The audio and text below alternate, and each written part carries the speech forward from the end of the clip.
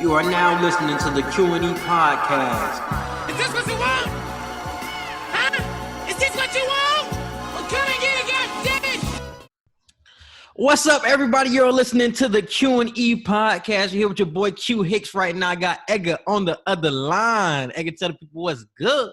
What's up, everybody? Welcome to another episode of the Q&E Podcast. We are here to say happy holidays. We got Thanksgiving coming up. Tomorrow? Yeah, we're going to drop the episode Thanksgiving. So good times. I'm ready to eat.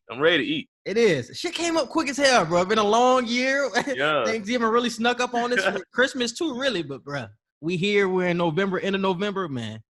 Damn. Holiday season. I'm ready for it used to be ABC, but now it's Freeform. I'm ready for Freeform's 25 Days of Christmas. Oh, yeah. Okay, yeah, they do that now. Damn, bro. And the Macy's Thanksgiving Day Parade tomorrow, too. I usually get up and watch that. So, yeah. Oh, yeah, I don't ever watch that. My mom watched that.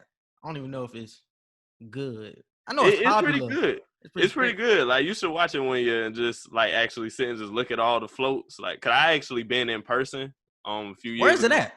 It's in New York City. Okay, yeah, I think it's on Times Square. It's either on Times Square or by Central Park. I can't remember, but the year I went, it was around the time I was living in Maryland. Remember when I moved up there? Mm-hmm. And my godmom, she's from New Jersey, so we visited her family one year. I think it was like 2011 or 2012, and we had drove across the bridge, and my dad and some of my uncles and stuff, they took all the kids to New York, and we got on the subway and went to actually be at the parade in person. Shit was lit, bro. That was dope, bro. Yeah, it's a once-in-a-lifetime experience. That's my first and only time being in New York, but I loved it. I need to go to New York, bro. Everybody tells me that shit lit. It is. So my time I go up there, shit gonna be dead. Ain't shit gonna be going on. It's gonna be cold and shit.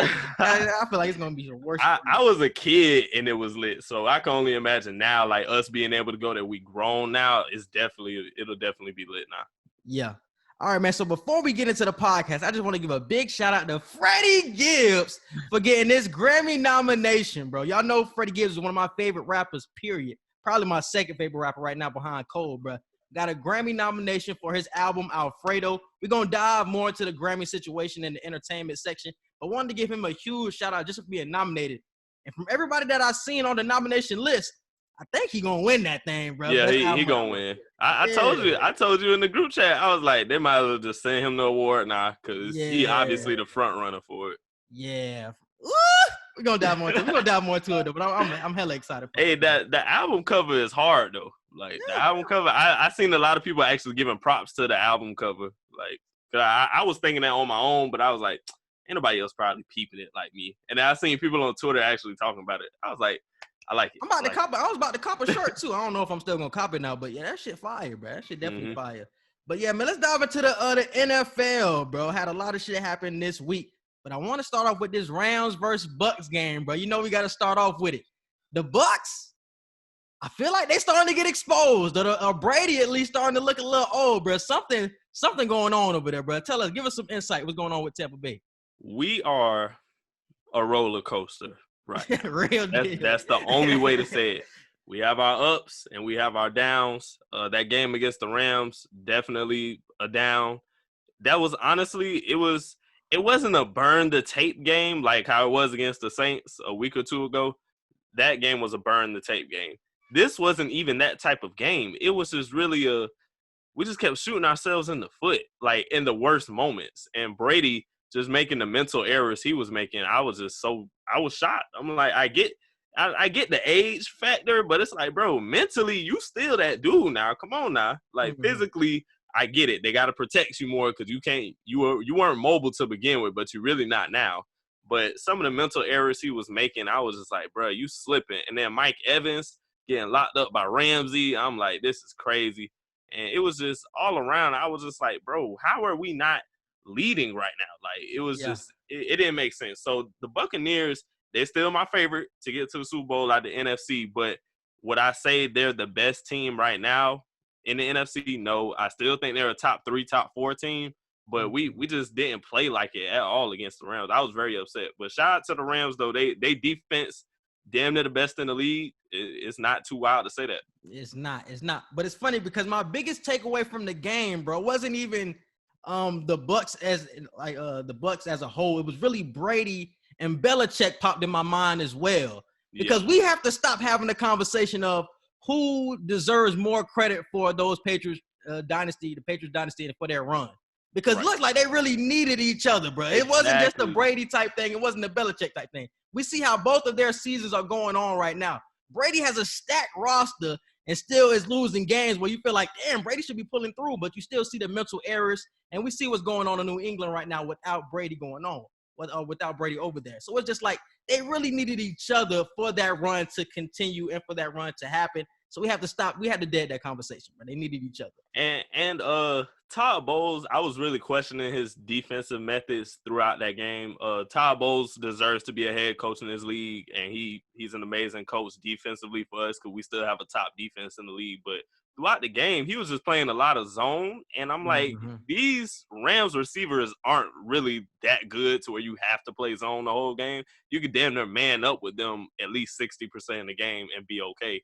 And Jared Goff was just tearing us up with a lot of low slants and a lot of dig routes and a lot of screen passes. Bro, if you give Jared Goff time in the pocket, he will pick you apart. Exactly. You can't give Jared Goff time. I talked about it last week. If you give Goff time, he will pick you apart. But if you get pressure on him, he will fold. And we seen a couple times throughout the game. I think he threw a couple of picks. When you get pressure on him, he will fold, my G. But they kept sitting back in zone, and they have man-to-man corners. Their defense is built to be man-to-man, but they always sit in zone too much. And Devin White and Devin White and Levante David, they're good enough linebackers to where they're agile enough to switch from man to zone coverage in like the middle of a play, like to audible into that type of defense. So it's like it's not like you can't be in man and be worried about the middle pocket. Like, no, you're good enough to where they can fall back still and like fake a blitz or something like that. So I don't know why.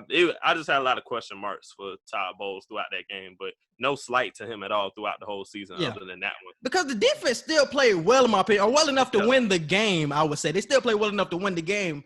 But that's why the biggest takeaway for me was Brady and his just mental mistakes. It's just like, damn, you have Antonio Brown, you have Mike Evans, you have Godwin, you got Brake, you got Gronk, you got Jones. It's like, what else do you need to flourish? I know sometimes you don't have all the time in the world, but damn, you really folded it back there. And somebody talked about it earlier this week. Brady is used to having like a 3-step drop back type of offense, and he's throwing a lot of deep passes this season. He's not really used to that. It's really a lot of slants, a lot of post things like that. But he's throwing the ball deeper this year, and those are leading to more interceptions. So I want to know if that will lead to a change in an offensive strategy down the line, because we see that's what's his strong suit, and the deep ball doesn't look like that's his strong suit anymore. So should it change for Leftwich? I think it should change. I wouldn't be surprised if they did. At this point, I don't want to say we're getting predictable, because I don't think we're predictable. They're not predictable. It's a lot of errors, bro. It's just we're getting beat. Like we're honestly just getting beat off the line. Our receivers are getting beat. Not every week, but almost every other week. When we play a top defense, our receivers are getting beat for the most part. So it's like I wouldn't be surprised if they finally switch something up and try to come up with a different process, especially we're in the latter half of the season and it's really make or break time right now. We're trying to figure out who's going to be in the playoffs, who's going to be a wild card. Like, this is the time to start trying new things. And somebody had brought this up too. Like, are they putting too much pressure on Brady to be great in certain situations? Because they're not running the ball really at all. Feels like they didn't run the ball on Monday night. They haven't been running it really for the past few weeks. I think they ran it against Carolina a little bit, and that's why they really blew out Carolina. But in the games they really get beat, they put the game on Brady, and it's just he can't pull them out of a lot of holes, and the offensive line isn't going to hold up. So they have to get with running the ball way more to get some type of balance in their offense, because they're throwing it way too much. Definitely. I agree. Ronald Jones needs a lot more carries. Leonard Fournette, he was pissing me off. Like, he had 4 drop key passes, like 4 key passes he dropped, and I'm like, bro, what is wrong with you? Like, you just having an off night, and it was just pissing me off. And Ronald Jones didn't get the amount of touches I expected him to get, like, I feel like they really need to incorporate Jones a lot more in their offense. Because I agree, when we ran it against Carolina, we looked practically unbeatable because they didn't know how to defend us properly, because they were thinking either Jones is going to take at least 5 or 6 yards off of us every first down, or we're going to have to play off and then leave it to Brady to have those check downs or short passes. And it's funny because the media was riding his dick last week, riding Brady dick. Like, oh, he threw so many touchdowns, but it was like, no, the key to that game was really the rushing. The rushing attack was really the key to that game. So when you run the ball, that's when Brady looked good. But we seen throughout this whole season, when he has to throw the ball, bruh, interception, feel like, and he making Jameis look good, man. I'm just saying, bro. He making Jameis look good with all these picks he been throwing, bro. The Saints picked a special project quarterback. That's all I'm gonna say, bro. The Saints picked a special project quarterback like Jameis, to start over with. A lot of interceptions like Jameis, and Jameis didn't have good eyes. That's all I'm saying, bro. Man, next topic.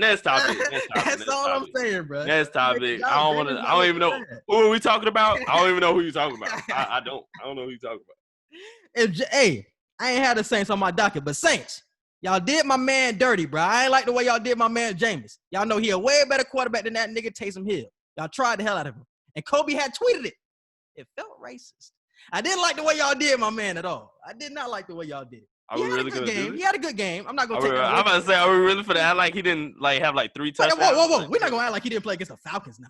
We ain't gonna act like this man was doing some great shit. Because I know if Jameis would have did that same shit, you would have not given him credit. It's a divisional game. It's a divisional game. It's tough regardless. Oh, my God. If Jameis did that same type of stat line, you would have came here with a whole different type of energy. I wouldn't have. I'd have been like, hey, I ain't gonna say nothing negative. I wasn't gonna praise him, but I wasn't gonna say nothing negative. He had a good game, bro, but it was the Falcons, bro. It was the Falcons. And we already talked about it last week. This next 4 games that he has, they should all be W's, no matter who the quarterback is. Because I think they got the Falcons again and a couple other winnable games. So they should got the Panthers too, don't they?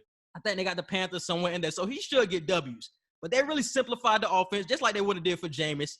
But did you feel like they made him into like a kind of a Drew Brees clone? Because he didn't run the ball a lot last week. I think they did that because they're trying to make him less predictable, because every time Taysom Hill has been the quarterback, you already know it's either going to be a read option or he's going to roll out and make a deep pass some kind of way, whether it's a seam or a dig route or something like that. So he either rolls out or it's a read option, regardless of how they're formed up. So I think they're trying to make him more comfortable with being a pocket passer. So I think that's why they tried to incorporate that more in the last game. But it was still like opportunities where you feel like, damn, you could be running right now, but he just standing in the pocket, I'm like, so it impressed me that he was standing in the pocket for that long, because I didn't know that he was even able to do that. I thought he would get twitchy in the pocket to try to get out, but he stood in the pocket on a lot of good throws. Yeah, but because for how long they're expecting him to start, they're trying to get him comfortable. Like, look, if we end up needing you for the playoffs or something like that, we need you to get comfortable with being a pocket passer. Like, we know what you can do. Everybody in the league knows what you can do and what your special attributes are, but we need to try and form some type of pocket passer into you before the playoffs come. Mm-hmm. Because I think a report had came out. They really don't have any timetable for Drew Brees, so we're saying 4 weeks, but it could possibly be longer than that. Exactly. Way longer than that at this point. That's why they're experimenting with his pocket pass and stuff right now. Yeah, but damn. But you picked the Falcons last week. I know you was hot when Taysom Hill ended up getting. I was hot. Because the crazy part was I expected Taysom Hill to still have a good game, but I just thought the Falcons would win and take advantage of the fact that Drew Brees was not playing. Mm-hmm. I didn't expect Taysom Hill to have a great game. I expected him to like a touchdown, maybe 200 yards, like something like that, something simple. Yeah, but I think last week we didn't even know who was going to be the quarterback. We thought Jameis was going to be the quarterback on last podcast. We thought Jameis was going to be the quarterback. Yeah. But it's really their defense, but though. I said that. I think I jinxed it because you said Jameis was going to be. And I was like, watch and see. Taysom Hill going to end up getting just as many touches. You thought he was going to get pulled out. You thought Jameis was going to get pulled out or something like that. I thought they was going to get the same amount of touches. That's what I thought it was going to be. I thought it was going to be like a Jameis plays and then they incorporate Taysom Hill throughout the game. I thought it was going to be like that. And you were like, no, Taysom Hill not even playing. It's going to be Jameis. Jameis is walking in.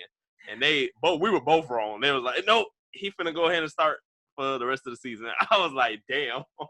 But that's an indictment, bro. That is the ultimate. That's an indictment. No, because we already know they want Taysom Hill to be their quarterback of the future. We've seen it. We know that's why they're keeping him along for so long. But it's the fact that, bro, Jameis has, no matter what I think of him as far as his skill set or whatever, you've been an NFL starter for 5 years in a row. And everyone is expecting you to not be the next starting quarterback for the Saints franchise, but at least for backup reasons, you are the hope. If Drew Brees goes down, you are the hope. So everybody assumed that. And the fact that that was all of our assumption, and then Sean Payton said, nope, I see this guy as being the better guy through practice. It's like, damn, like, what does that say about Jameis Winston's skills? I think it was the fact that Taysom Hill can give you something that Jameis can't. Jameis not going to give you that running ability like Taysom Hill can. So it was that unpredictability thing with Taysom Hill as well, that they were like, okay, let's try this out. And if this doesn't work, then we'll go with Jameis, who we know what he can be. But we don't know what this guy can be at all. And we know he can run on top of the throwing that we've seen in practice. I think it was that too. But if Taysom Hill didn't have the running ability that he does have, I think it would have been Jameis for sure. Because he has the quarterback playing experience already. Because we didn't know what Taysom Hill was going to be on Sunday night. I heard people say he was going to fold in the first half. I heard so much shit. And he ended up looking good. So it's just like, hey, good job to him. But let's move on to the next game, bro. Got the Titans versus the Ravens, man. Whew, I think this is the Ravens' 4th loss in 5 weeks. It's something like that, bro. They've been losing a lot these past month and a half, man. But this is why I don't bet on individual football games, because they would have blew my ticket. The Ravens were supposed to win this game. I picked the Titans. And we're going to dive into Eggert. We're going to dive into Eggert terrible week later on. I'm about to say, like, this is like, what, 2 weeks in a row that I've been terrible? This week was worse than last week, I think. You was decent last week, but it was the week before last. You had went like 6 and 8, something like that. I was like, what, 5 and 9 this week or something like that? Yeah. Hey, you might as well run me that money now, my boy. You might as well we got what, like 4 or 5 weeks left? Run me that money now, my boy. I got time. I just need one good week. I need one 10-win week. Nigga Eggert is 10 games in the hole.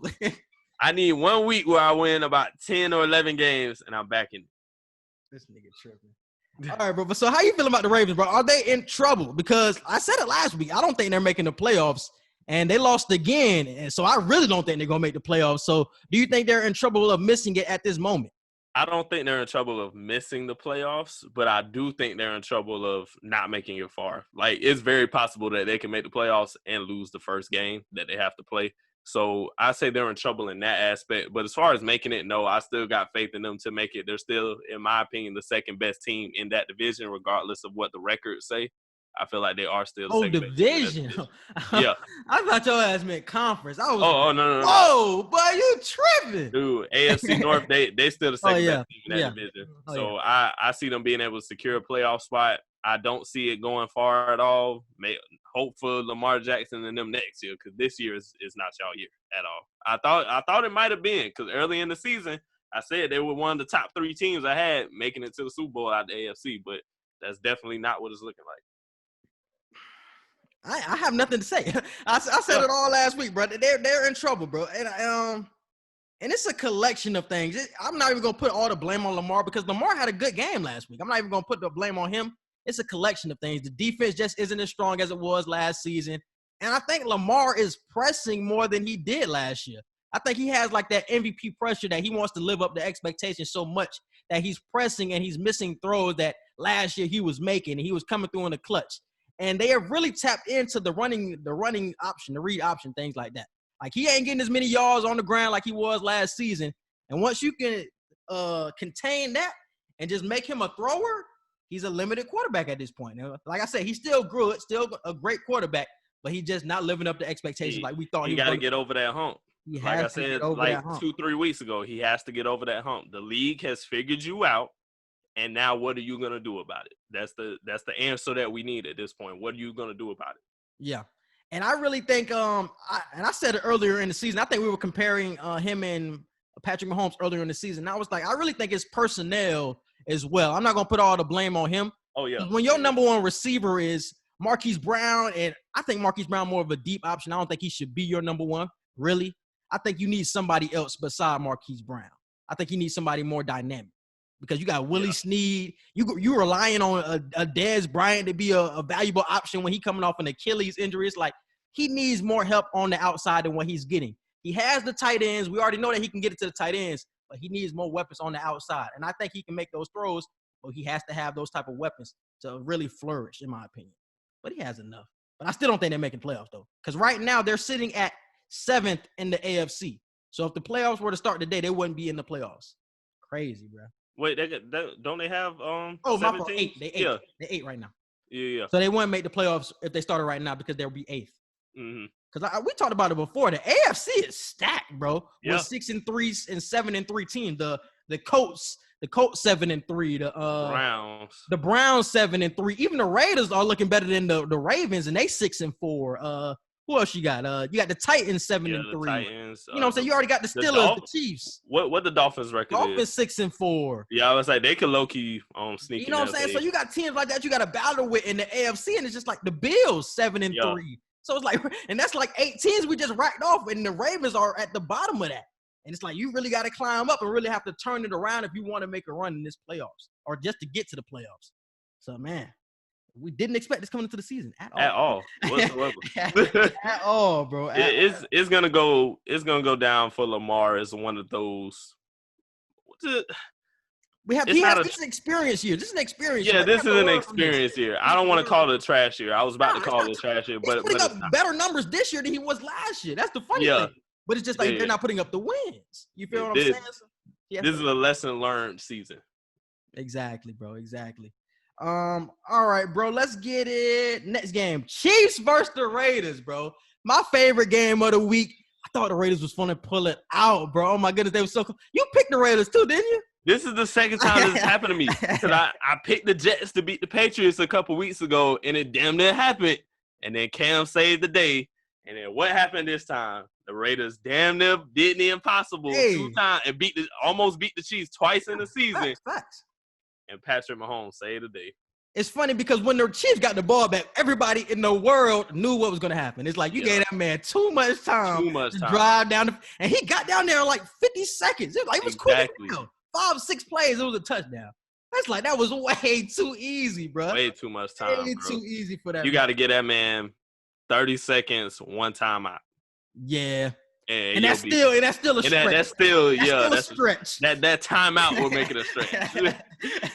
that man is crazy, man. And I feel like people are really starting to take him for granted now because we all know he's great at this point. It was the same thing with Aaron Rodgers. Like we just expect him to be great so often that it's just like, man.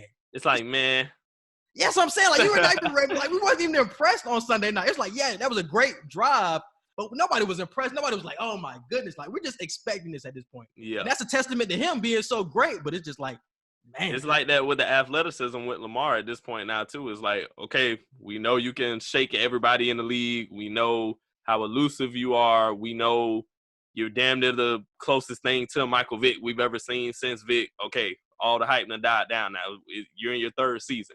Okay, what else? What else? And that's where we are with Patrick Mahomes right now. It's like you the GOAT right now. You the young GOAT in the league. So you ain't really surprising us or nothing. Somebody has said that, bro. It was like how he's going, his trajectory. Don't be surprised if he's getting called the GOAT in the next decade, within the next decade. Oh, yeah. Don't be surprised, bro. Within the next 5 to 6 years, if he keeps going the way he's going, it wouldn't be crazy to say that. It wouldn't. The only thing people would probably hold against him is, like, the ring situation with Brady and all that. Like, that'll be the only knock until they'll stamp him as the GOAT. Yeah, but I'm saying, like, he has the talent to win them. The defense playing solid. It's just like, damn, bro. I don't see any holes. I mean, I see holes on their team, but it's just like Patrick Mahomes is so great. He's gonna overcome those holes. It's like, man, he's the greatest. What you call that? Plug. What you call that shit? Plug. Plug. Shit. You know what? You plug into some shit. Plug it into the tub. Socket. I don't know. like we moving on. All right, bro. But do the Raiders have the Chiefs number though, bro? Because like we just talked about, they had them down the stretch. They had them, and it was one play down the stretch. Nelson Aguilar had dropped a deep ball that he should have caught, and that would have really sealed the game. But the Raiders play these boys tough. So do you think the Raiders have the Chiefs number? I don't really think they have their number because in order to have somebody's number, you have to beat them multiple times. But like nobody else is really coming close like this. Like with the season? With the Chiefs have the Ravens number. And the Ravens even said it themselves because the Ravens have not beat the Chiefs in the Lamar Jackson era since he's gotten there. So, it's like when you continuously beat somebody, that's when you have their number. Have the Raiders figured the Chiefs out? Most definitely.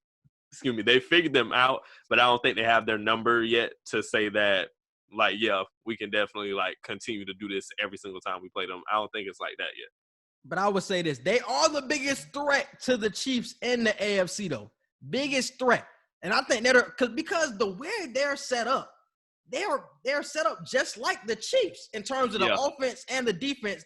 They're built the same. You have a fast wide receiver in Ruggs. You got a quarterback that can make all the throws. You got a nice running game with Jacobs. You got one of the best offensive lines in the league. You got a great tight end in Waller. They're set up really just like low key the Chiefs. They probably need one more weapon on the outside to really put them on the Chiefs level, but they have all the weapons. And the defense is good, too. They're just young at this point. Yeah. So it's like, bro, we can be looking at the Ravens and be like. And the head coaching position, you got Andy Reid is obviously better than John Gruden, but you have an experienced, well-knowledgeable head coach, too, just like the Chiefs. So I won't be surprised in the next year, bro. We're looking at the Raiders and like, oh, they might be a Super Bowl team neck and neck with the Chiefs. The Raiders – they just don't have the bad boys name anymore. They're actually playing like it again. Like it's been a long time since the Raiders have been an actual threat and have the name of the threat. Yeah.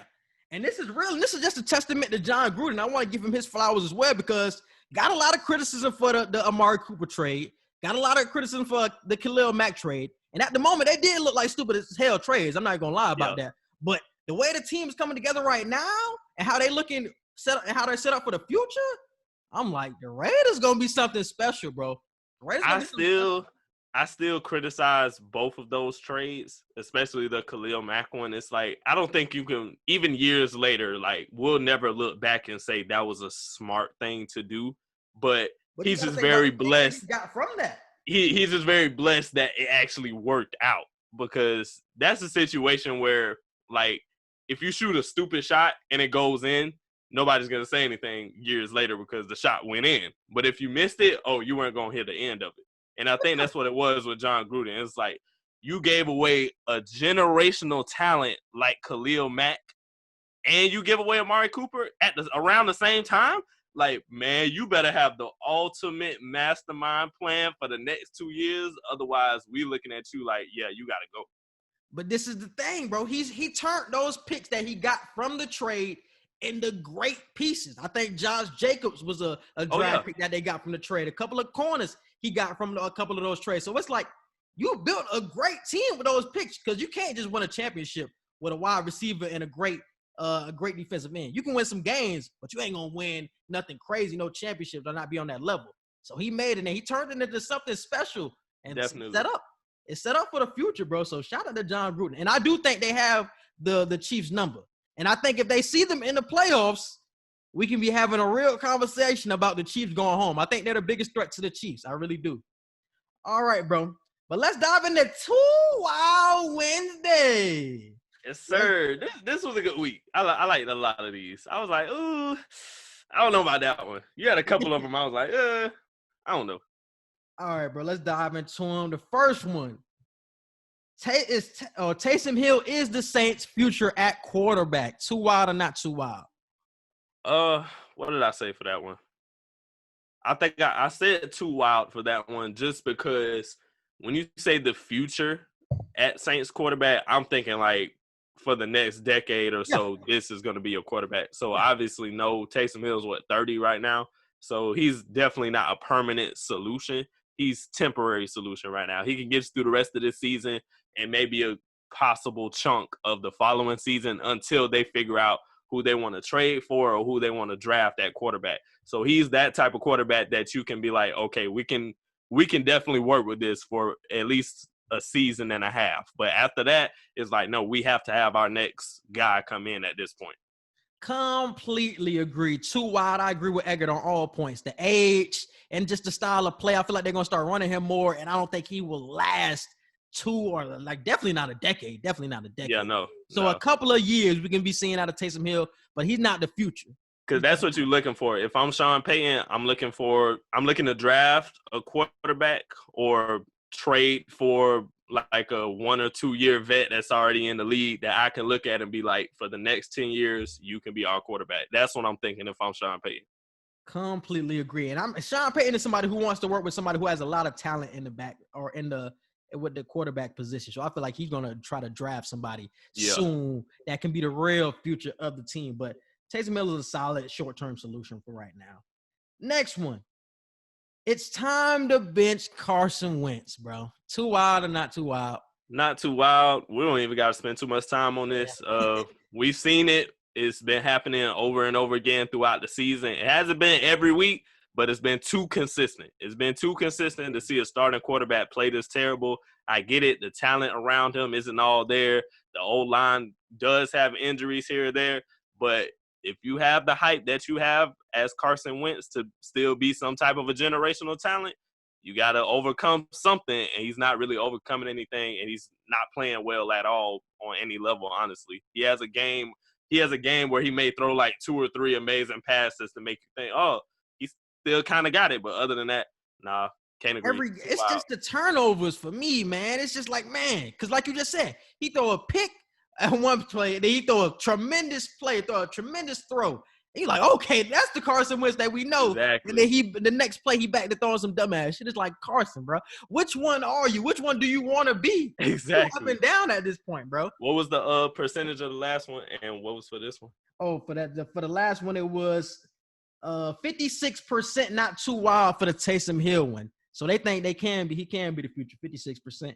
And for this one, it was 77% not too wild. 77%. But yeah, they gotta give Hurts some time though, man. Before that's what I said that a couple weeks ago. I was like, you drafted Hurts for a reason. I don't care how y'all think about him. Y'all drafted him for a reason. Might as well at this point. Just throw him in there. I don't think Hurts is the full term or the full-time solution in the future, but you have to give him some type of chance though. You have to see what he is before you move on from both of them, or you just keep Hurts around or something like that. You gotta see what Hurts can be. Next one. The Baltimore Ravens will not make the playoffs. Too wild or not too wild? I gave my piece on that. Too wild. Oh yeah, mine not too wild. And this had the most votes as well. And that was 63% not too wild. All right, next one. Derek Carr is a top 10 QB in the NFL. Too wild or not too wild? Not too wild. With the way a lot of people playing this season, not too wild at all. So we said this before the season, bro. A lot of people were down on Derek Carr. We ain't seen Derek Carr have a good season since that one year he almost won MVP, and that feels like ages ago. I think that was 2014 or 2015. So this is his first good year in a long time. I said it in the beginning of the season. I think he can revitalize his career this season, and he's done it. He's looked like he is really a top 10 QB and really transformed that offense into something special, man. So I'm liking what I'm seeing out of Derek Carr. So definitely not too wild on that one. And this one was 50-50. 50-50. Damn, for real? Yep, 50-50. I would have had more positivity on that one. Nah, it's still a lot of people that feel they see the old Derek Carr. Still a lot of people that see the old Derek Carr. All right, the next one. The Rams are the NFC's best team. Too wild or not too wild? Not too wild. They're definitely making their case, especially where they beat the hell out of us. And like I gave a testament to their defense. They got damn near the best defense in the league, or at least top 2, in my opinion, right now. So I'd probably say top 2 team in the NFC right now. I don't really know if I want to give them the number 1 spot yet, but they can make an argument for being a top 2 or top 3 team in the NFC. Are they the best team in the NFC? I would say no. I would have the Saints number 1. I would have the Saints number 1 just because of their defense alone. But defense, stout. My goodness, how they were shutting down the Falcons the other day. The Falcons got weapons, and you shutting down the Falcons like that?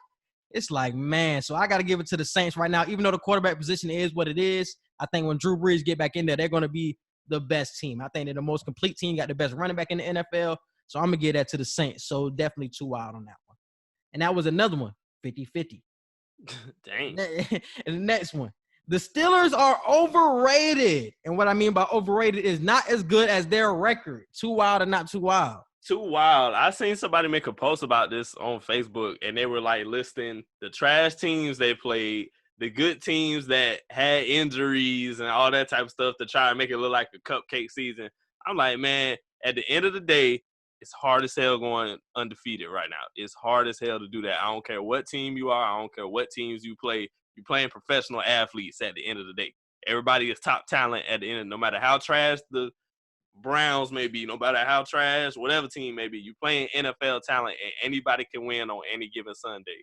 So I won't shortchange them at all, because we haven't really, over the past however many years that we've had undefeated teams, like, we never shortchanged them. So I'm not going to shortchange the Steelers. They are who we see them to be right now, and they are going very low key as an undefeated team. I don't see no hype build around them.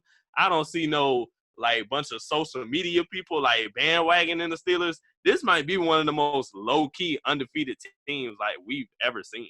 Like, there's no hype around it at all. Max. And it's definitely too wild. They're not overrated, bro. They got the defense, and Ben is playing well. They have the offensive weapons. They got the running game. They got the offensive line. It's like, you really can't poke holes in this defense, honestly, bro. You really can't. So definitely too wild. They're not overrated. I don't care who they playing. They dominate, feel like, every week, and that's what really matters. All right, the next one. I've got some NBA ones now.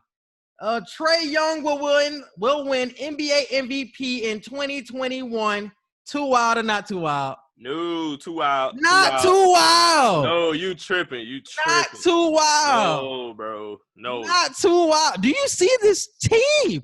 Think about what Trae's stats going to be next year, bro.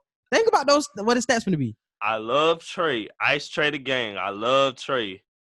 But it's too many people coming back healthy next season, dog. No, I can't. Shit. Curry might damn near make a run for MVP while you playing. Now that Klay out, yeah, if Curry can lead the Warriors to a solid playoff spot, Curry damn near might make a case for MVP. In the West. Exactly. They ain't going to be nothing crazy without Klay. I'm saying, if somehow, some way, a healthy Curry can lead a Klay Thompson-less Warriors team to a playoff spot, Curry damn near gonna make a case for MVP. He's not gonna get MVP because he got him in the playoffs, bro. He has to have them like in the top four. He has to have them in the top four. No, you could be a top 5, top 16. Unless his stats crazy. Unless he putting up. That's what I'm saying. His stats are going to 40 a game. He ain't getting no MVP. They gonna be crazy because you're not gonna have Klay. You ain't got no choice but for your stats to be crazy. You don't think defense gonna be set up to stop him every night and get the ball out of his hands? It's Steph Curry. You can't just stop. Yes, bro. Without Klay, I'm doubling Klay. I'm doubling Steph every play down the court.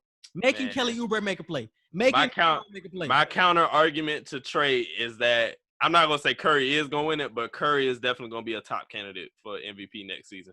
I'm worried more about Luka Doncic. I was damn near finna put Luka for this poll. Oh, yeah, Luka too. Luka is probably the top person for MVP right now. But don't sleep on Trae.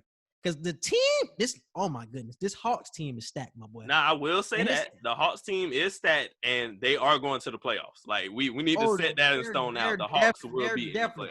And I would argue that. I ain't going to say top 4. I ain't going to say no shit like that. Hey, how that team is looking, they might be a top 4 seed. If Trae Young gets this team in a top 4 seed, and I know his stats going to be crazy. He was putting up 30 and 10 last year. So if he come back and give you 25, and I wouldn't be surprised if he give you 25 and 15 this year. I wouldn't be at all. So if he give you 25 and 15 assists, I wouldn't be surprised. If his numbers are like that and they somehow, some way make it to top 4, top 5 seed, I'll give him the nod for front runner. I ain't gonna say he'll win it, but he'll definitely be the nod for front runner. Bro, because he was getting 10 assists with nobody out there. He had Herter, he had Cam, but oh my goodness, you got Gallinari, you got Bogdan, you got Collins is back healthy, you got Capella with the oop, you got Rondo. He's gonna teach you how to really dish that rock. He already knew how to do it, but Rondo gonna take his game to another level. And then you still got Cam, you got Hunter, you got Herter. This team loaded, bro. I'm telling you, 25. Shout out to Black. I know he happy right now. I was happy for him. I don't know if he bought his jerseys yet or not, though. He was showing me the jerseys he wanted to buy and all that. So as long as he don't get a Paul Millsap jersey. I gotta tweet that later. A Paul Millsap jersey. That's Oh, all. I gotta tweet that later. That was one of the funniest. That was one of the funniest shits of the As year. long as you don't get a Paul Millsap jersey, you're fine. Off clearance. Don't buy this. It's on clearance for a reason. Don't get that. All right, bro. Let's move on. The Warriors will still make the playoffs without Clay. Too wild, not too wild. Not too wild. You already heard my case. Yeah, not too wild. And the Mavericks are the biggest threat. What was the percent on that one? Yeah. This one was 71%, not too wild for the Warriors. And for the Trae Young, it was 82% too wild. And for the Steelers one, it was 55% too wild. So they think they are overrated. Okay. All right, and the last one is the Mavericks are the biggest threat to the Lakers in the West. Too wild or not too wild? Think about it. Think about it now. I am. Think about the moves they made this summer. Think about it. It's not too wild. I'm really trying to think of all the teams in my head right now. It's not too wild to say that. The off-season moves that they've been making so far, crazy. Like, I already know the Mavs. I said the Mavs might be on one of the top 5 teams in the West for this upcoming season. So that might be a little too low. That might be a little. It might be. I'm capping it at 5. I'm just saying, no matter where in the top 5, but there'll be a top 5 team in the West. Roster. Keep talking. Let me look up their roster real quick. But yeah, I feel like Luka is gonna have an MVP caliber season. You got Porzingis coming back. Who the pieces that they done picked up? You already know they got my boy Tyrell on here. Yeah, they got Tyrell. Oh, they got Josh Richardson. That's who that was. Josh Richardson. Yeah. So it's like you got the team you already had, plus the additions that you just made. And they just pushed the Clippers to 6 last year, and they didn't have this. And that was without Porzingis. Exactly. So Porzingis back. The Clippers done lost Trez. They done lost. But they got Ibaka though, and I think Ibaka is better than Trez. Even with Ibaka age, you still think he can do more. I think he can do more than Trez. Trez is more like a around the rim energy bunny type of player. And we see how that really affected him in the bubble. In the bubble, he wasn't really as effective as he was outside of the bubble in the regular season. I think he's more of an energy player. I think Ibaka is somebody who's giving it to you every night. No matter who's player, if you're in the bubble or whatever, he finna give you the buckets. He can shoot it from the outside. He can shoot the 3, the mid-range. He can give you everything, and he can give you more defensively as well. More fundamentally sound. Yeah, and the defense as well. Trez ain't giving you the defense like Ibaka. Oh, yeah, that's true. That's true. He ain't got the length like Ibaka, so. Yeah. Bro, do you remember Ibaka back in the OKC days? Bro. I was thinking about that the other day. That dude was blocking everything. Everything, bro. Oh, my gosh. He need to go back to that Ibaka. That Ibaka was scary. That Ibaka was scary, bro. I remember they was playing the Heat in the finals. Yeah. He couldn't even go to the rim. Couldn't go to the rim. Ibaka was blocking everything, bro. He don't block shots like that no more, but KD, Harden, Russ, Ibaka, and Cephalosha. God damn. Ooh, that team. That team, bro. If you could go back in time and tell any NBA franchise, don't touch this, it might have been that team. It might have been that team. Literally. And they all went off to be MVPs, bro. Yes. They all went off to be MVPs. Damn, Ibaka done got a jump shot. He didn't even have a jump shot when he was at OKC. He got a jump shot now. Cephalosha, he's still a solid defender. Come on, bro. That's crazy. If it's one team I could go back and tell a franchise, don't touch this, it'll be that team. And that's why I'm kind of scared for the Thunder, though, bro, because, yeah, you picking up all these assets and all these trades, but you're never going to get what you lost, bro. Yeah. You're never going to get that again. That's generational right there, bro. Yeah. Maybe lifetime shit. You're not going to get 3 MVPs on the same team ever again. So you can try to trade for all the first-round picks you want, but you're never going to get that again. Ever. I don't care how many first-round picks you get. Facts. That's crazy, bro. That's crazy. But, yeah, bro, let's move on to rankings of the week for the NFL, bro. What's your top 5? Top 5. I got Steelers at number 1. Got Chiefs at 2. I'll go ahead and put the Saints at 3. Who I want at 4? I'm still going to keep the Bucks up there at 4. And I'll put the Rams at 5. All right, I got the Steelers, Chiefs, Saints, Rams at 4. Titans at 5. I still believe in the Titans, man. Even though they've been shaky, even though they won and beat Baltimore, they still have shown deficiencies. But I'm going to still rock out with my Titans. I'm going to still rock out with the Titans. All right, bro. So let's move on to the picks of the week. All right, bro. Like God I said, be with me. God be with me. Please, God be with me. like Edgar just said it earlier in the pod, man. He went 5-9 last week. I went 9-5. I'm up by 10 games right now. I think I'm gonna hit 100. I need one good week. I need one good week, bro. Damn, they need to go undefeated just one time. You do it. Just to get back in it. You gotta get all right, bro. First game of the week is tomorrow, 12:30. You've got the Texans versus Lions. It's these trash games that be getting me, bro. Deshaun Watson be acting like he be trying to put the league on notice, even with a trash team right now. And we haven't talked about him the whole year, but he's having a great season. The team is just terrible. Oh, my God. I'm going to stick with common sense. I'll go with the Lions. I'm going with the Texans. Lions got dogged out by the Panthers last week. Terrible game. I'm going with the Lions. Texans tomorrow. Thanksgiving Day team luck. Yeah. See, that's how your ass got in this hole now. You think it like that. That's how you got in this hole. All right, Washington versus the Cowboys. Trash again. Yep. These are going to be terrible games tomorrow. I don't like it. These might be close games, but I don't like the games. Plus, the Steelers and Ravens game got postponed for Sunday. Yep. So we're gonna end it on Dallas. We're gonna end it on Dallas and Washington in the middle of the day. In the middle of the day, we're gonna end it with that type of game. See, NFL think they slick. They always try to get a Cowboys prime time. Like they're gonna turn that game into a prime time game on Thanksgiving.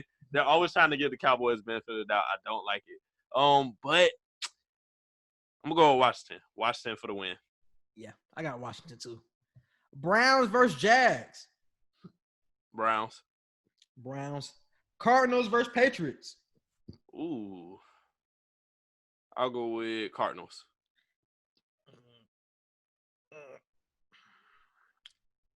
Patriots. Patriots. Man, what a team. Chargers versus Bills. I'll go with the Bills. Yeah, I got the Bills. Dolphins versus Jets. Dolphins, yeah. How do you feel about them pulling Tua last week, though, bro? Didn't have it on the docket. How you feel about them pulling Tua last week? I didn't like it. Y'all pulled Fitzpatrick to put Tua in there and make him the starter from now on. Like, don't just pull him after his first, like, true sign of struggle. Like, don't do that. Like, you can definitely tear his confidence up by doing that. Exactly. Y'all just put him in. Put him in. And it's like the first game when he have an off night or off day or whatever, it's like, yeah, you got to come out. Like, what? No. Y'all got this man to be y'all future. Keep him in. Let him get his licks and get his L's. Let him have his terrible games like y'all have all these other quarterbacks do. Like, it ain't the end of the world. He's the franchise quarterback for the next, 10 years? Like I said, the Saints are looking for.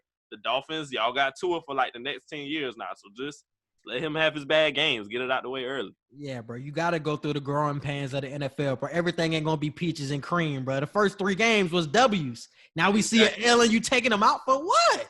Everybody going to get their ass kicked in the NFL, bro. It just happens, bro. You got to bounce back next week. And the fact you taking them out and you giving it to Fitzpatrick, well, you don't know what the hell you finna get out of Fitzpatrick. And you see how he threw the game away at the end. He threw a pick at the end. And y'all just crushed his confidence 4 weeks ago when y'all took him out. Like 3-4 weeks ago when y'all benched him, like, in the morning. He woke up to being benched. Like, y'all, it's an emotional roller coaster with the quarterbacks right now. Don't do that.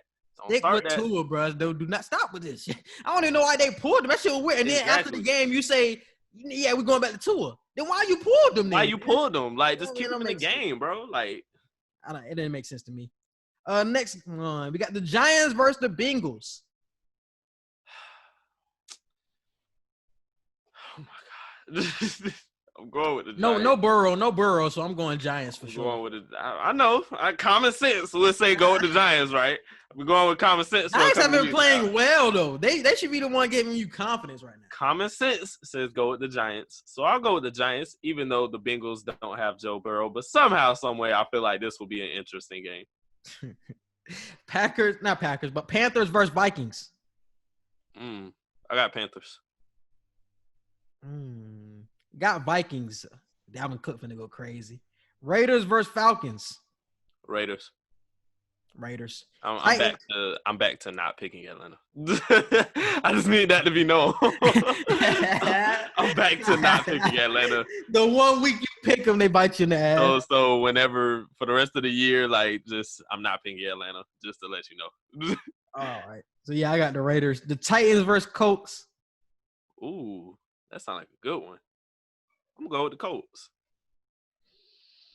Yeah, the Colts have been playing well, not gonna lie, but I'm gonna ride out with the Titans. The Colts just thumped the Titans for like 2 weeks ago, too. So yeah, Titans definitely gotta get their get back. Ravens versus Steelers.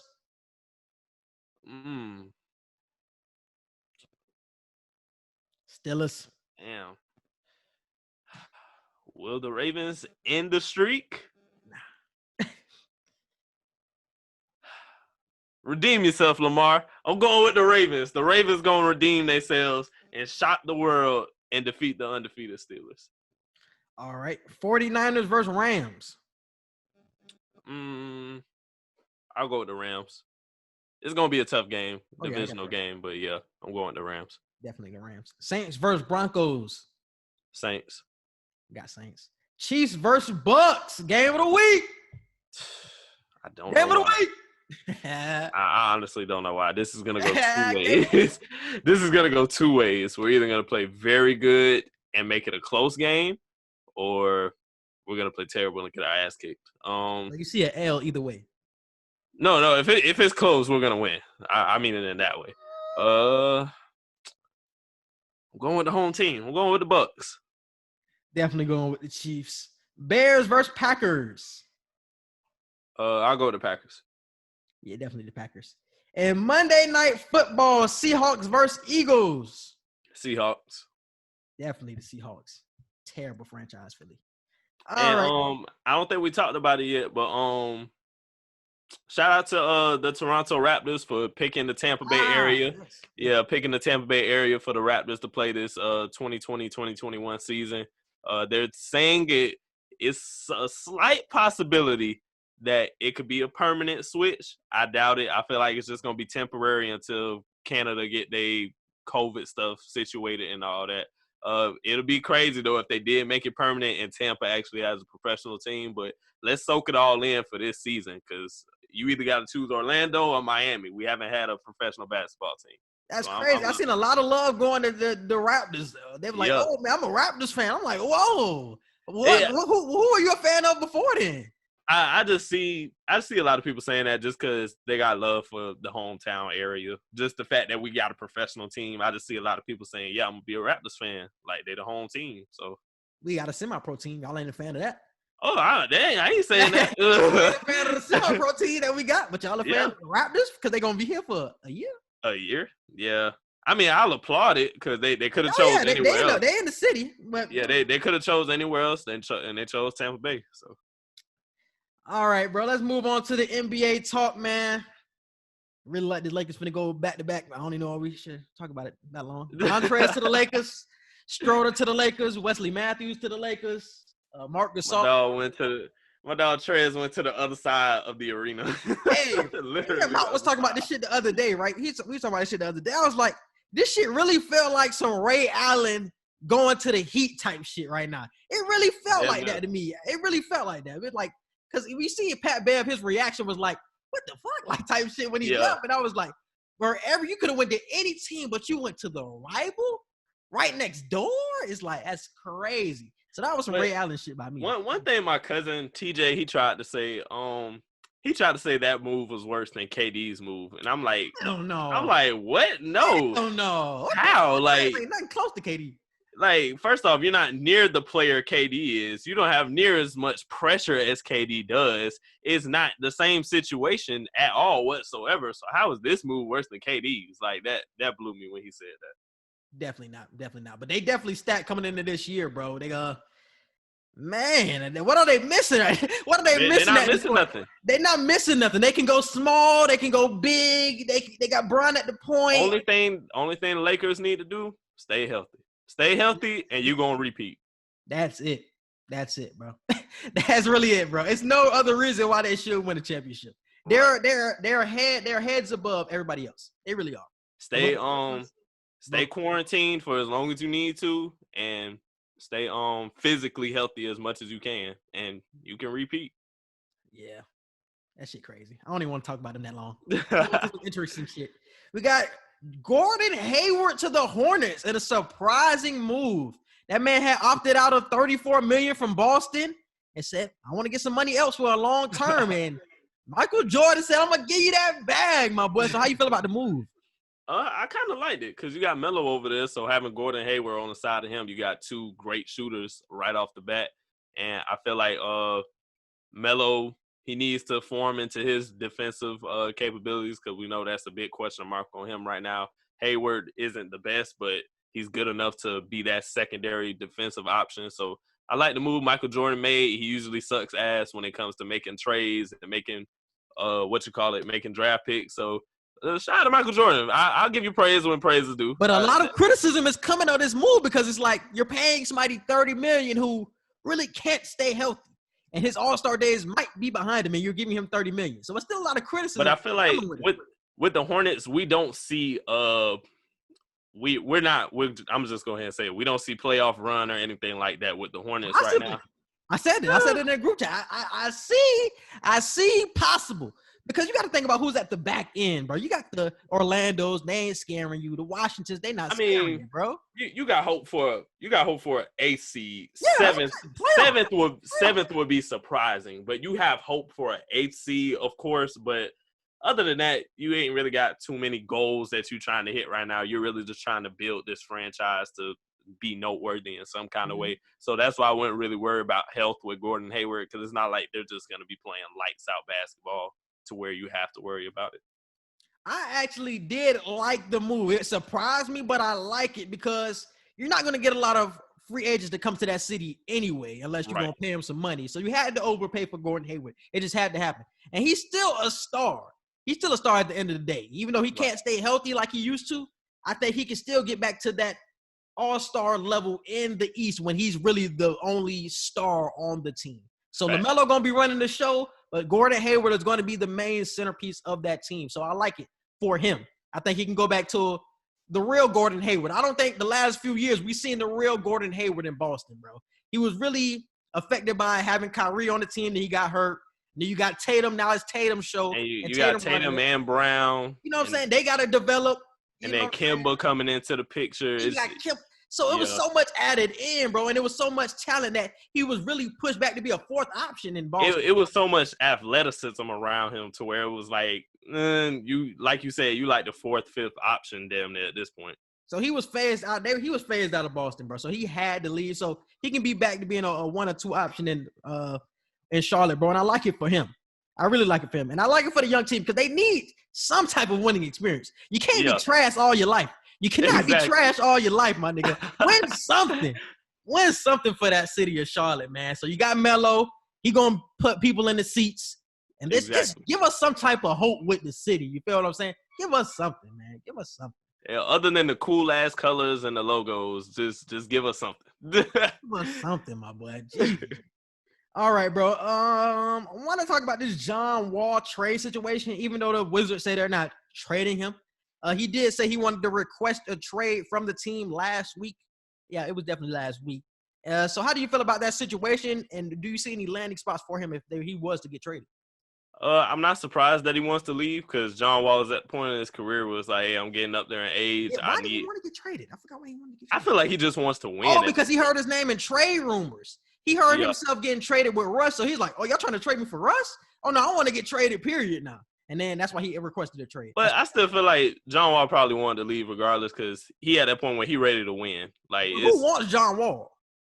John Wall is still has the name. John Wall still has the name, but you haven't played in 2 years. You haven't played in 2 years, so it's like who really wants John Wall? Who's gonna give up assets to get John Wall? I've been seeing videos of him knowing rec centers and working out and playing pickup games and all that. He looked fit. He looked ready to play again. So hey, I wouldn't be surprised if a few people want him, but where would I see him going?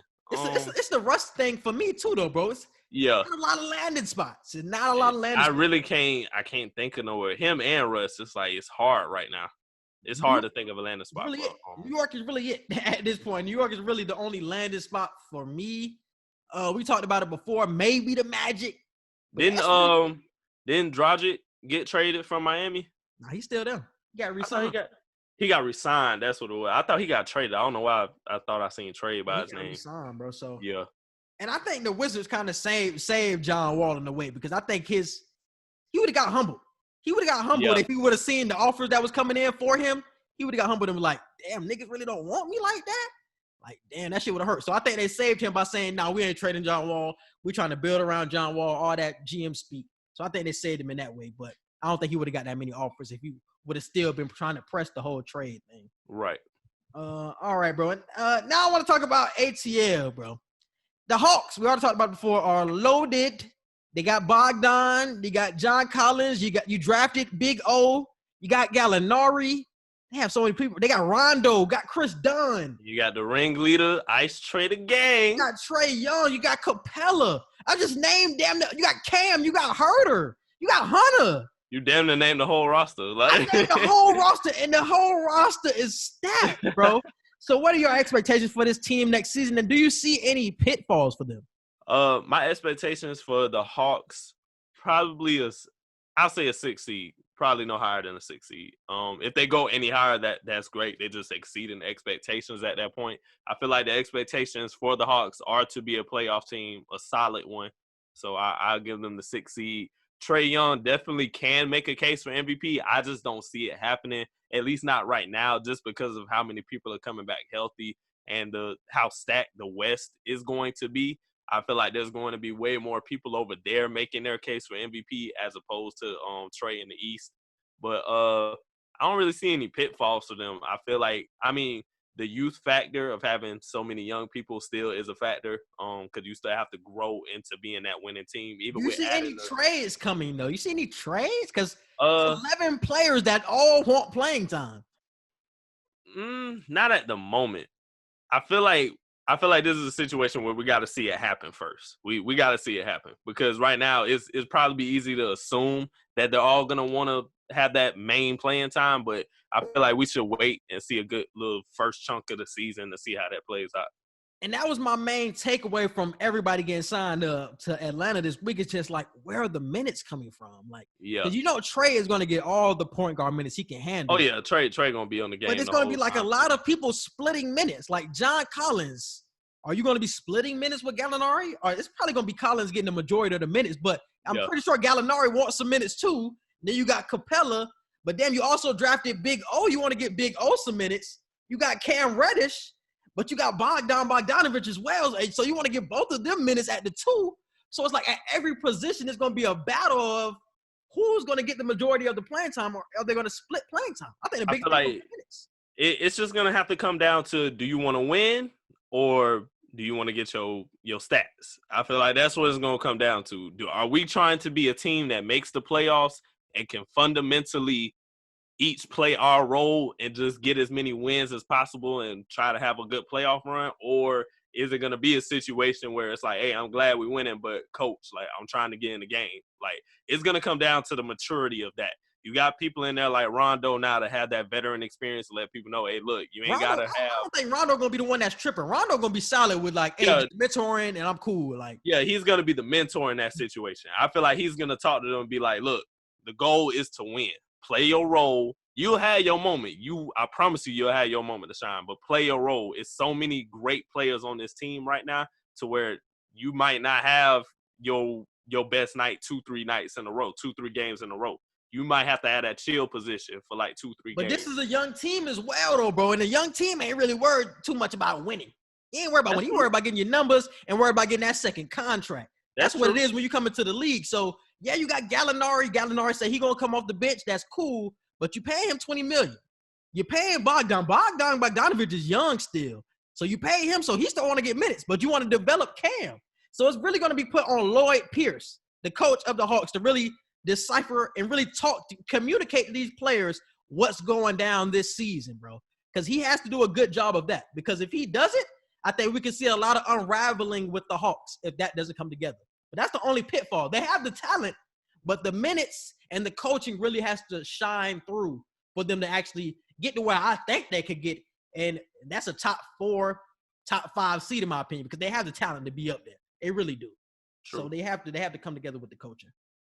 And last thing for the NBA is I've been hearing rumors of a Lou Williams trade. They said the Clippers want to move on from Lou Williams. They want to move on from the old culture that they had with Doc Rivers and that team. They kind of want to move on from Pat Bev, but if they don't have any trades, they're cool. But Lou Williams is the one they really want to trade, bro. I don't understand why. Like, he was the one causing a lot of tension last year. So they said Montrez, Pat Bev, and Lou Williams were really like the ringleaders, and they were really having a lot of tension with not with Lou, but with PG and with Kawhi, because they was getting the star treatment. We talked about it a little last year. They were getting the star treatment, and they didn't like that from Doc Rivers. They didn't like how they were getting the star treatment. They wanted everybody to be the same. If you're able to play, you can play. We're a hard-nosed team type shit, and that just wasn't the culture of the team last season. So those 3 players had a problem with it, and it really rubbed everybody else and the 2 stars the wrong way. So now they're really trying to get away from that culture now, and that's why they're trying to trade Pat Bev and they're trying to trade Lou. I feel like the good thing about having Ty Lue is he can handle this situation and sit all these players down and be like, look, this is how we're going to operate this team, and this is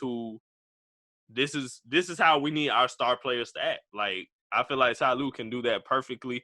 I feel like he's the only person other than he did a better job than Eric Spoelstra at like really being a true coach to LeBron James. Like, we've seen Ty Lue get in LeBron's face plenty of times to where it was like, hey, you're actually coaching the best player in the league. It's not like you just letting him do what he do. So I feel like he can do that with this team, and I feel like they should definitely try to keep Lou Will, because the Clippers are already looking like, yeah, y'all ain't finna be a match for the Lakers. I already said it might be hard for them to even get to the Western Conference Finals with how stacked the West finna be. So it's like, why would you give up the leader of your second unit in Lou Will, and you just gave up your other 6th man of the year, Trez? So it's like, I don't know. I wouldn't give up. I wouldn't give up on Lou Will. I will say this. They have a new 6th man if they want him. Great 6th man. Luke Kennard. That's all I'm going to say.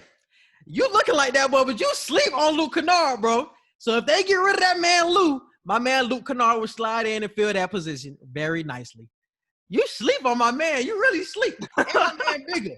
Oh, yeah. Luke Kennard going to be that nigga, man. If they trade Luke, they got somebody who could take his spot immediately. I will have to see. I will have to see.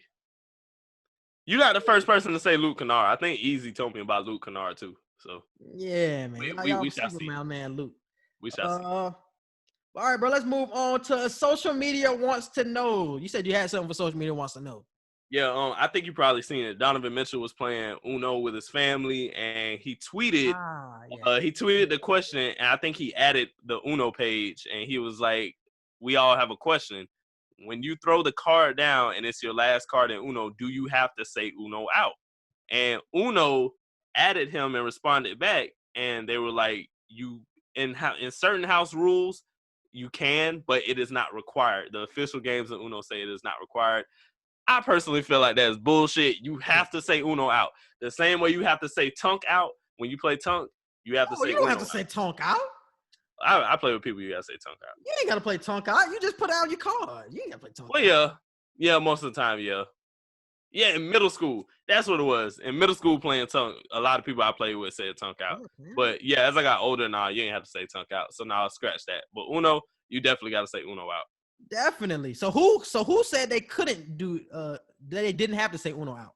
That was the Uno page, right? Yeah, the Uno page said that. I was like, yeah, Uno don't know how to play Uno. Literally, they don't know how to play Uno, bro. Everybody has that rule though. You have to say Uno. Have to say Uno out. I think it's just a known fact. Like, you just have to.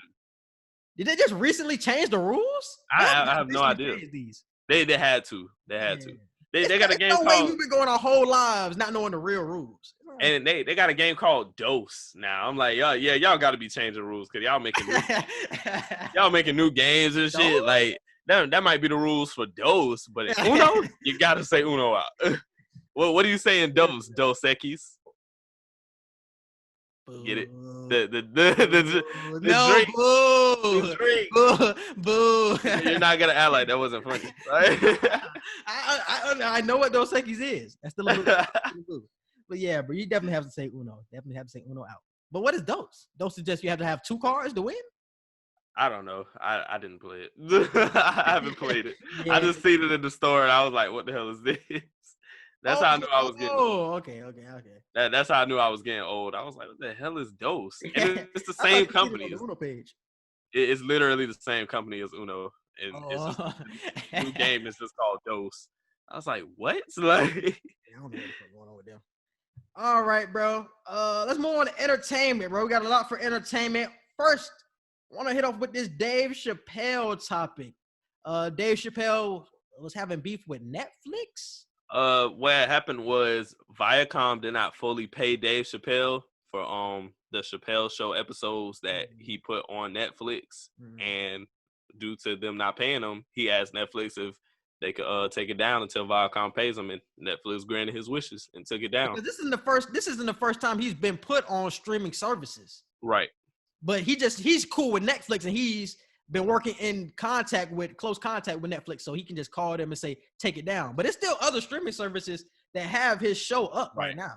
Yeah. So he has beef with that because like you said, he didn't get paid by them. But yeah, Viacom been tripping lately. Like the whole Nick Cannon situation and now Dave Chapelle, like you gotta get a middle finger to Viacom at this point. But the business is making money, and they making money. They taking advantage of these niggas, but they making money. So if they gotta screw you to make the money, we know this about businesses anyway. We know this. Make the money regardless. We know this, but it's like, come on, bro, pay that man Chappelle his money, bro, please. You can't be surprised that they're doing this. But I was listening to that Cat Williams interview again. Like I was listening to it a few years back, and Cat Williams was talking about how Dave Chapelle made Viacom like $500 million. And they only gave him like 10%. They only gave him $50 million. And a lot of people know Dave Chapelle ran off to Africa and he ran away from the $50 million. And they really had like the narrative was that he went to Africa and became a crackhead, shit like that. That was the narrative about Dave Chapelle. Yep. And really, Dave Chapelle left because you was screwing him out of his money. He made you $500 million. He wanted 50%, and the contract said 50%. But it was like, man, you made too much money to get 50% of $500 million. So we're gonna give you 10%, and you're gonna have to rock out with that. And Dave Chapelle was like, why am I gonna do that? What are my fans gonna say when they see me getting screwed like this for 10% when I'm making you $500 million? And they was like, man, if you leave right now, if you walk out on this deal, by the time you get home to Ohio, we have people thinking that you went to Africa and became a crackhead. And that's what happened. And that's what the narrative became. And that's why that's a running joke now. Right. That's why it's funny when he came back, like 5 years ago, he came back, started doing stand-up. It's like, nigga, where you been? Like, real. Did you really become a crackhead? Are you now? Like, we didn't know what happened. So it's funny that he's telling these stories now. Like, we're starting to really get opened up to what really happened behind closed doors with his situation. So how he really got screwed and why he really ran away from the whole industry, the whole TV industry, bro. So yeah, that shit's crazy, bro. They screw you. That's what I say. I can't be surprised that they're doing this. But damn, they screwed him out of $200 million. Yeah. $200 million. That's crazy, bro. That's crazy. But let's move on, bro. I want to talk about the Grammys as well. So you had a lot of opinions on the Grammys, bro. So how do you feel about the Grammys? They ain't for us. They ain't never been for us. I mean, black people are in it now. We ain't gonna act like black people are not a part of it. Oh yeah, I mean, we a part of it, but that don't mean they for us just because they have us there to sit in the audience and do performances and every now and then give us an award we deserve. Like I still don't feel like they're for us. Like they're never gonna be for us. But the fact that no, that ain't the thing you had a problem with. You had a problem with Baby not being in there. Oh no, that goes under the whole grand scheme of the Grammys ain't never been for us. Honestly, I'm gonna get on my little Baby situation in a second, but they just never have been, bro. A lot of these white entertainment award shows, even BET to a certain extent, like it's just these award shows ain't never really had the fans' best interest at heart when it comes to giving certain people awards. And with Lil Baby, it's like, bro, dude he has the top selling rap album of the year. Hip-hop. He went, huh? Hip hop. But it's the rap category, bro. Like hip hop. And that's what I was telling you, bro. They have to make it a different category, bro. No, I don't think bro. those should be in the same category. No, I don't want to hear that, bro. Like, It has it's to be a so different category. you would have to make so many different subcategories for rap. There's so many different types of music now, bro. You can't put Freddie Gibbs and Lil Baby in the same category, bro. This shit wouldn't make sense. I That's feel not like the you same have genre. to. If you're only gonna say rap, you have to include all of them. Now, if they actually do make different subcategories, okay. But until then, it only says best rap album, and we just have to go with what it is. And Has it always been best rap? Yeah, best rap. It's always been best rap. Never hip hop. No, best rap album. So that's why I feel they snubbed the hell out of Lil Baby for that. They got him nominated for I think best rap song with The Bigger Picture, but he should have been nominated. Now, if he wins or not, that's a whole different conversation. But you have to at least nominate that man. You had the top selling rap album of the year. You have at least 3 to 4 bangers on there that are played on the radio continuously and in clubs continuously. It's an album that everybody in the country knows about. Like, how do you not nominate that album? And the same thing with The Weeknd.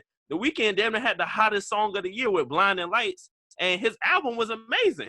It's a lot of people still say The Weeknd is pop, but this album was an R&B album. Like, if you look it up, it says R&B album on the bottom. So you have to include it in the R&B category. And it was one of the best albums of the year, R&B wise. So how was his album not nominated? Like, it's just they're snubbing people that don't need to be snubbed, and they just But they've been snubbing people for years now, bro. So why are we surprised this year when it's they do not it that every we're year? surprised. It's not that we're surprised. I think it's just the fact that artists are still trying to be accepted in it. And when they give the absolute best and they're still giving the shitty end of the stick, that's what makes us as fans so mad. We know a lot of these rappers, Baby don't care. Baby don't give a damn about awards, honestly. But at the same time, it's like, you still deserve recognition to be nominated, at least be nominated, bro. And that's why I feel like it was kind of a middle finger to Baby at that point, because his label owner QCP, he made the tweet and he was like how you got the highest selling album of the year but no nomination? Like, that don't make sense. Numbers don't always necessarily mean you got the best album, but Baby got the numbers and he got the actual wave of like the songs throughout the year. We Paid, one of the hottest rap songs of the year. Grace. Everybody been vibing to Grace. Emotionally Scarred, been on the radio all year. Like, that's just 3 songs that I'm naming. And I can name at least 2 more songs off of that album that everybody has heard. So that's why I feel like they snubbed the hell out of him with that. I'm gonna say this. I agree with you with the fact of they're not for us, but they never have been. And I don't agree to your reasoning of they're not for us, because a lot of times black people do get nominated for rap album, but it's always the white person that usually ends up winning the white the rap album of the year, like Macklemore that one year when he beat Kendrick Lamar and other people. That was the biggest upset of all time. It's usually somebody that really culture vultures and really snatches the recognition away from the black people in the vote. But for this situation and for this year, everybody in the rap album is black. So somebody black gonna get a Grammy, and that should be recognized. That's why I said. That's why I tweeted. It ain't no knock against Nas, Freddie Gibbs. Ain't no knock against none of them, because I know all them can spit. It's just the fact that somebody that definitely should have been nominated was not nominated. And I feel like that's when the Recording Academy really don't know what the culture is, and they don't know how to be culturally sound with who is actually the hottest in the game. I feel like the Recording Academy, they be getting a lot of shit wrong with that. Yeah. But I think it goes back and forth every year, bro, because it's crazy, because last year we were having the conversation of, more underground people to have to get recognition.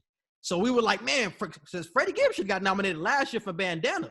And we were like, Freddie Gibbs should have got nominated. This other person underground should have got nominated.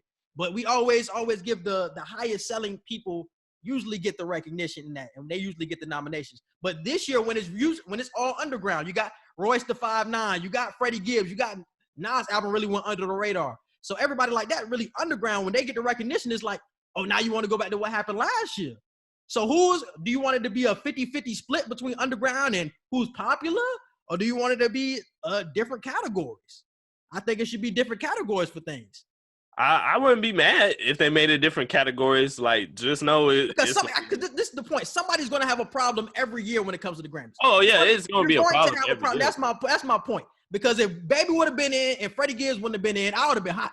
I would have been mad because Freddie Gibbs got the best rap album of the year. But Freddie Gibbs deserved a nomination. That's what I'm saying. Somebody who I feel he wouldn't have got in. He wouldn't have got in because that was to more selling records. They were going by selling records last year.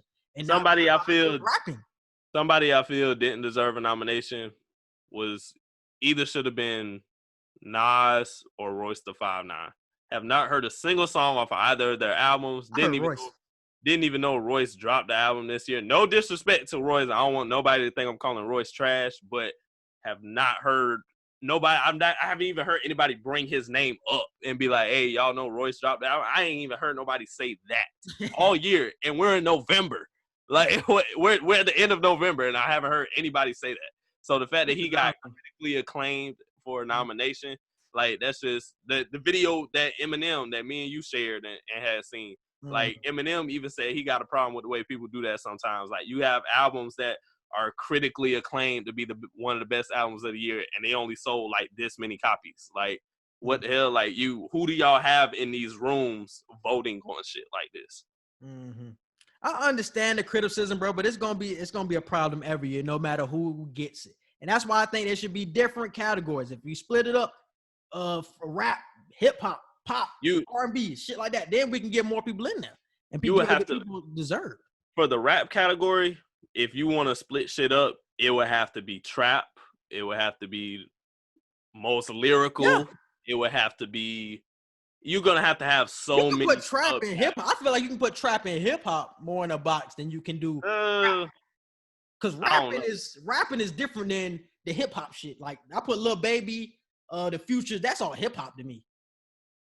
I don't know. It depends. It depends on what. Like trap and hip hop go hand in hand more than rap does. It depends on.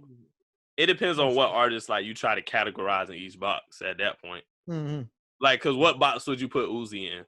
Exactly, and I'll put him more in. I would definitely put him more in hip hop, but yeah, it's different. Definitely different lanes for everybody because he's not really a traditional.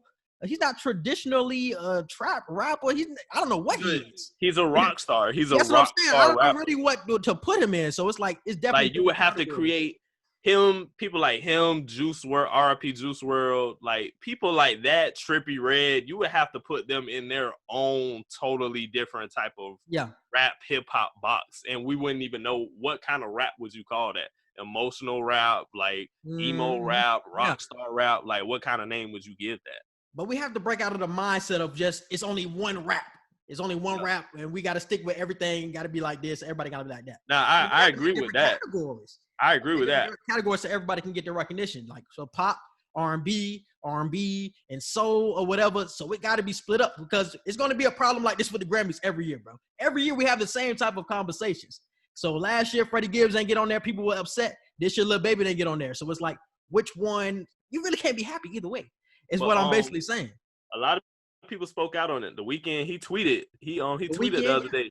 He was like, the Grammys, you owe me, my fans, the music world, you owe all of us transparency. Like, basically, like, you owe us an apology. You owe us transparency. Like, that's the first time in a current situation. Like, now we see artists years later talk about how they were robbed. This is like the first time I've seen an artist in the midst of something say he was robbed, like in the middle of the shit. I've never seen that before. So that was crazy to me.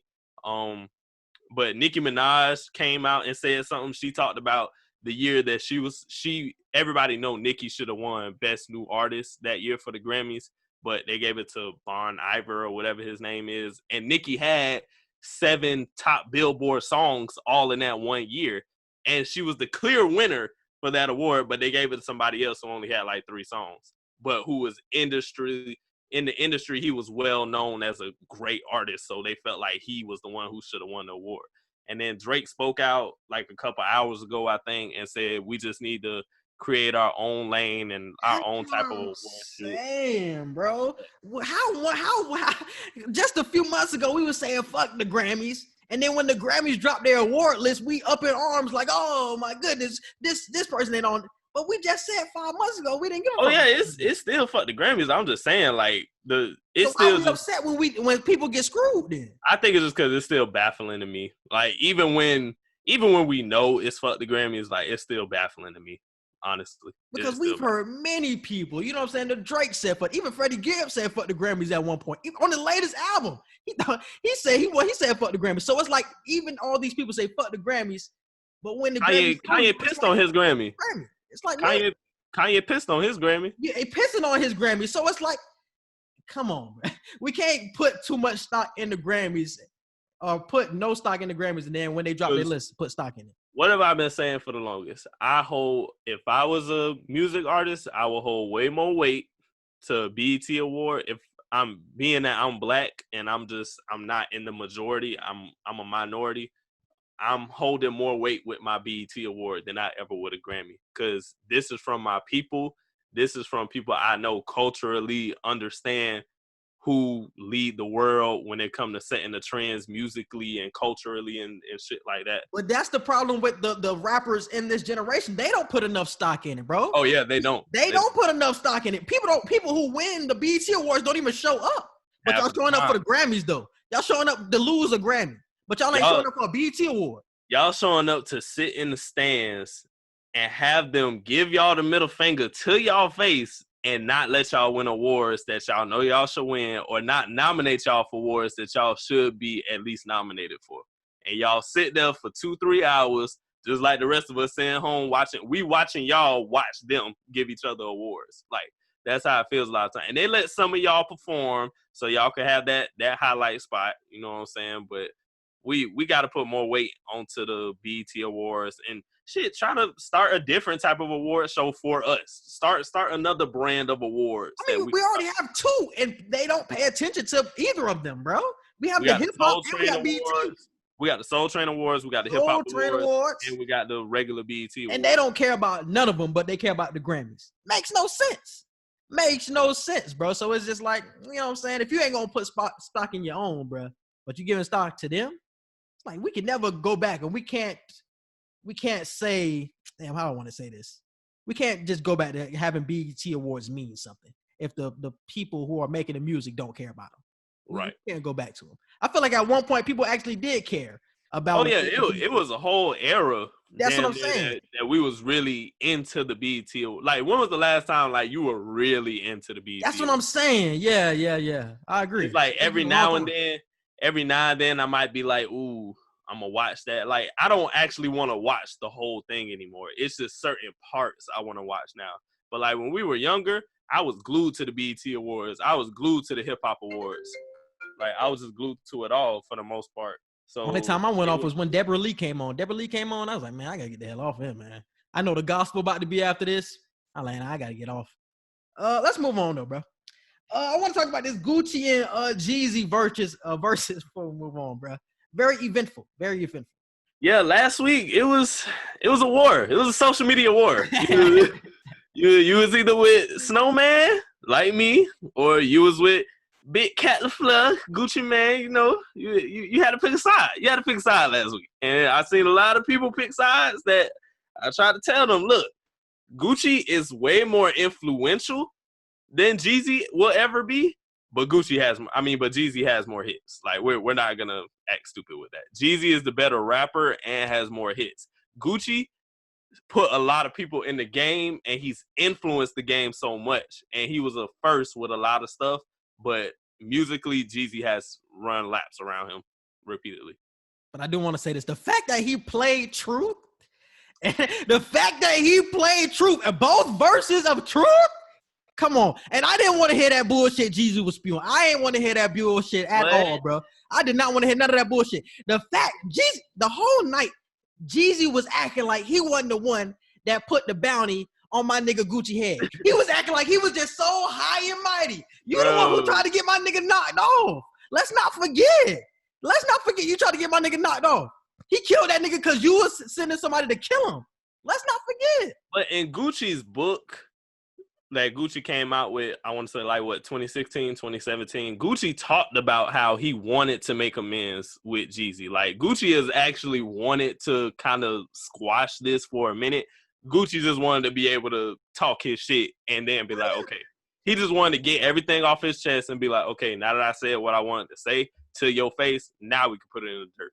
Now I feel like that's what Gucci wanted to do, and that's what Gucci did. Because at the end of the battle, he was like, I accept your olive branch, bro. Like, I feel like, yeah, it's time to, that shit was like, damn, 20 years ago. We in our 40s. Bro, you trying to kill me. I don't give a damn how long it's been, nigga. You tried to kill me. But I'm saying, why would you do the verses then? Why would you do the verses? So I can talk my shit. So I can talk my shit, nigga, with 2 million people watching. That's why I'm going to do it. Well, it was more than 2 million. I think it was like 9 million in total people watched it. 9 million? Oh, because Apple Music. Oh, I forgot. It was 2 million. When you add all the views, like it was 1.9 or 2 million people consistently watching. But if you include the people who was hopping in and out, and then the people on YouTube and the people on Apple and all that, all together, it came up to like 9 million people. That shit is huge. This shit is huge. They got to keep shit like this going. But yeah. I appreciate what Jeezy said though, because he needed to say that shit, and you had to have one of them be mature, and Jeezy chose to be the mature nigga, because Jeezy could have clapped back and played Stay Strapped after Gucci played Truth, which I thought he was finna do. I was like, Gucci played Truth, Jeezy got to play Stay Strapped. He got to. But the fact that he did shit ain't gonna hit like what's the name though, bro. Truth hit way harder. The fact that he didn't play Stay Strapped and he gave that little speech, I ain't gonna lie, he had Gucci standing there looking stupid as hell after he did that. After he put him my shit, nigga. What else I got to say? I talk my shit. Once he said I'm smoking on Pookie Loke tonight, I thought hands was gonna be thrown. I thought hands was that's disrespectful as hell. Yeah, but it's like, I'm like, bro, it's like, I don't know. Y'all grown as hell at that point. Like, just. I don't give a damn how grown we is, nigga. I don't care if it's been 20 years, 50 years, 100 years. Nigga, once you try to put a bounty on my head and try to kill me, try to get me knocked off, ain't no coming back from that. The fact that they cool now, and they was doing, what's the song at the end? What's the song called? So Icy. So Icy. This thing they did at the end, cool. They made amends. But I'm not going to be like, oh, okay, shit.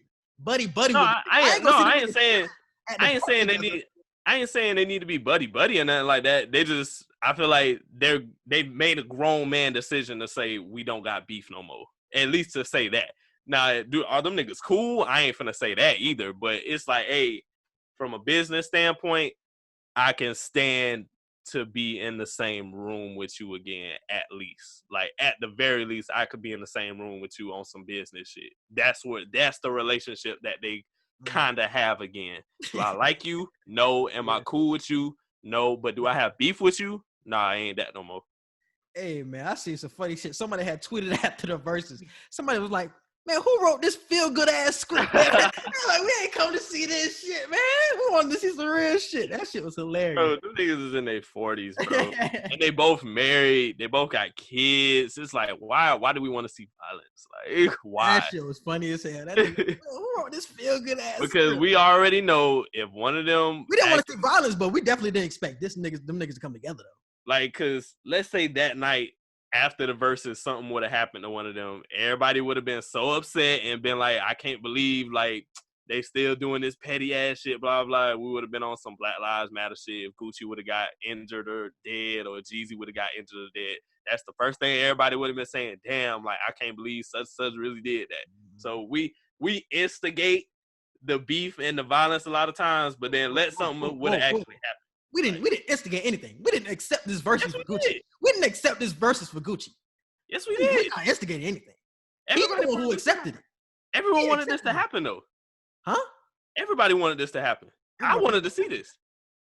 Nah. There was so many people that wanted to see this happen. This is what we have been waiting for the longest, for years. I wanted to see this.